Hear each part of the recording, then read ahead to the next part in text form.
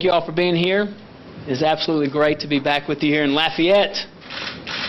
I will address some of the lingering questions that you all have had over the last few weeks. But first, while I have everyone's attention, I want to talk about some things that we probably don't talk about enough. We all know here in Southwest Louisiana, alcohol is a big part of our life. It's ingrained in our culture, just like many cultures across the country and the world. That being said, for many of us, it can be an issue present before we even take our first drink. It can be an issue that we don't recognize until, in some cases, it's too late. I am certain that every person watching, every person in this room, has a loved one who has been impacted by it. Currently, alcoholism is one of the most prevalent diseases battled by people around the world. It is a disease that doesn't care about our gender, our race, our age, or our socioeconomic status. According to the CDC, it takes the lives of over 95,000 people each year in the United States. Morning. I want to say to anyone listening, if you are struggling with alcoholism, know that you are not alone. And if you cannot get the help that you need, or if you don't know where to start, call my office and we will help. The other thing I want to touch on briefly is PTSD, post-traumatic stress disorder, specifically related to combat. There are things that the young men and women in our armed forces see and go through that stays with them forever. Things that they cannot unsee. Things that they cannot forget. And for far too many, it becomes a weight that can be too heavy to bear. Let me say to any veteran who is struggling, and here's this message. I understand what you're going through, and it can get better. Again, if you need help, if you don't know where to start, call my office, and we will help. We will find the help that you need. There is light on the other side. As I said in my statement 3 weeks ago, asking for help, it's not something I'm accustomed to doing. It just doesn't come easy or natural to me. But I recognized the problem. And I knew that if I did not proactively seek, ask for, and receive help, it would not only hurt my family, myself, my loved ones, but it would also hurt the city and parish of Lafayette and the residents that I care deeply about. Everyone here is aware that for the last several weeks I've been receiving treatment. My family and I knew that this choice would result in us being away from each other for 21 days.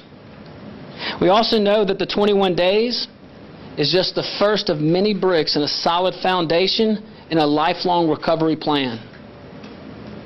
I take my sobriety very seriously, and I'm thankful for this foundation. I'm also extremely grateful for the enormous amount of support and prayers extended to me and Jamie. Receiving prayers and messages of support for us and our family from friends, family members, residents, hundreds if not thousands of people, it's extremely humbling, and we are extremely grateful. And it's always been in my nature to face my problems head on, move past them, and come back stronger. And that's exactly what I'm doing right now. I'm so very proud of the men and women in my office who have continued the mission and adapted to a new way of receiving my guidance over the last few weeks. These dedicated public servants are world class, and every person in our city and parish is fortunate to have them serving in their leadership roles. There is one person that I'm the most grateful for, and that's my wife, Jamie. She is the one person on this planet that has been in the trenches with me every single day of my life for nearly 17 years. I want to thank her for her strength, and without her consistent love, reassurance, and support, this process would have been much more difficult.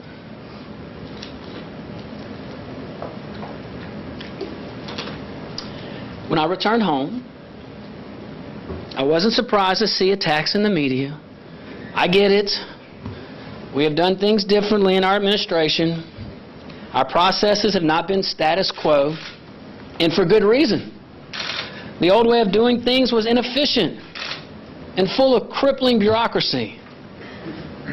We are aggressive, and we fight for every single citizen in this city and parish. That is not changing, and neither is our new pace of government. With that being said, I want to say to all those who disagree with me and even attack me, if you want to work with me in good faith and bring contributions towards our efforts to continue to make Lafayette a premier destination in the state of Louisiana, my door is always open. Come join me. Join me in the fight. Let's help people. If your motive is anything other than moving Lafayette forward and making this the best place to live in our state, I kindly ask you to re-examine your heart. And I also urge you to remember that the people are much smarter than the elitists give them credit for. While some things for me personally will be different going forward, there are many things that will remain the same. My love and my passion for this job, for this community, for our state, and for the people who reside here, will never change. I am more energized than ever, and I'm ready to continue leading as your mayor-president. Our greatest days, our greatest years are still yet to come. It's a great time to be in Lafayette. Ask for God's blessing on each of you in the great city and parish that we call home. I have time for a few questions. Caps, you better be nice to me. Can you understand the concerns of some of the folks in the community that when you went to the facility, that you said you'd be available? Some were saying, how can he be all in on rehab when he's still available? Can you understand the questions that were circulating? Sure. Yeah, absolutely. It's different. You know, in the past, a lot of times people kind of cover this stuff up, do it in the dark of night and, make some excuse to why you're not at council briefings and things like that. We've always been transparent, and when you open up the hood, it's, sometimes it's a little messy under there. But I am human. I will say, though, Scott, that every treatment is different. Every person is different. I just trust the experts, and I'm thankful for them. It's a balance. Let's give other people time to ask questions, though. It was so urgent that you had to check yourself into inpatient treatment. Why not just cut the ties and let the council appoint somebody for 2 or 3 weeks? Hey, look, that's a fair question, Claire, and thank you for it. Look, the people, elected me, elected my policies, elected my thoughts and ideas, and the administration is there to carry out those thoughts and ideas. 21 days is not a long time, and I feel like the folks deserve those initiatives to go forward, and thankfully we have great leaders in place. Some of those guys and ladies are in this room right now and can carry out those initiatives. Yes, sir. Josh, can you clarify the timeline for when you left? Greg Logan said it was Friday of that, and if that's the case, then why wait until Monday to tell anyone? Well, it's Thursday to Thursday. I left on a Thursday, so 21 days later, so 7/7/7, 21. And night? What's that? You left Thursday night? We left Thursday, so. And we felt it was the most appropriate to do it today. That's the answer. Sure. All right. Yes, ma'am. Has the equipment company that you started last year done any business with any companies doing business with LTG? No. No. Did you do any legal work while you were Hold on. rehab? What are the plans for yourself and for the parish now that you're back at work? Which, welcome back, by the way. But what Thank are you. those plans moving forward? Continue the mission. Continue the mission. Anybody else that didn't have an attorney? Do you understand, the chatter from Lafayette citizens and the potential conflict of interest that could be there with that construction company or the supply company as it relates to major construction projects that are going to be, undergoing around the region? Yeah. What's your question?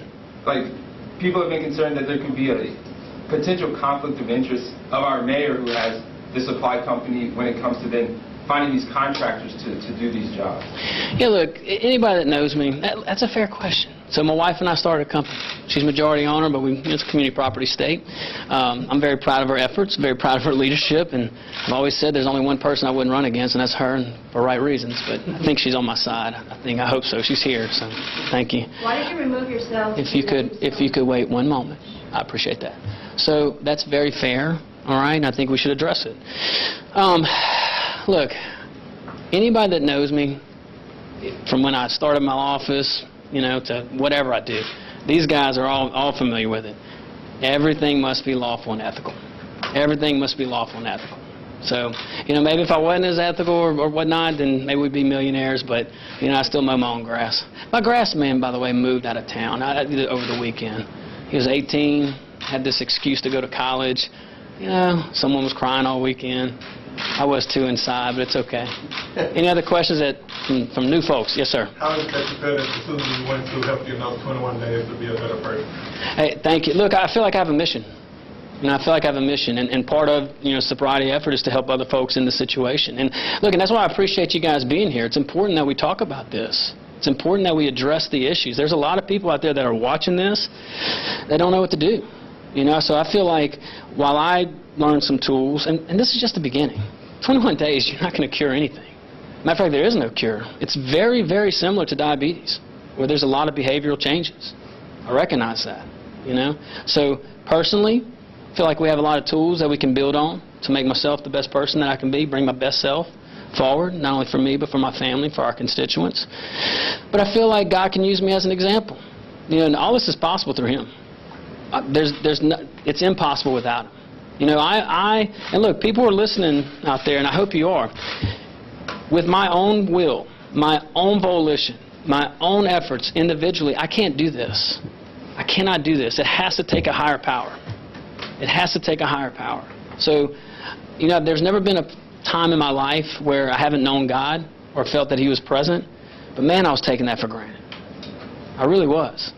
And in these 21 days of reflection, my faith has grown. And I hope that there are people watching out there knowing that, you're not going to have all the answers. This is a disease. It's in the DSM, I think, 5 now. It's a medical condition. It's nothing to be ashamed of. The only thing we can be ashamed of is not seeking the help that's there. And I understand not everyone can go to a facility.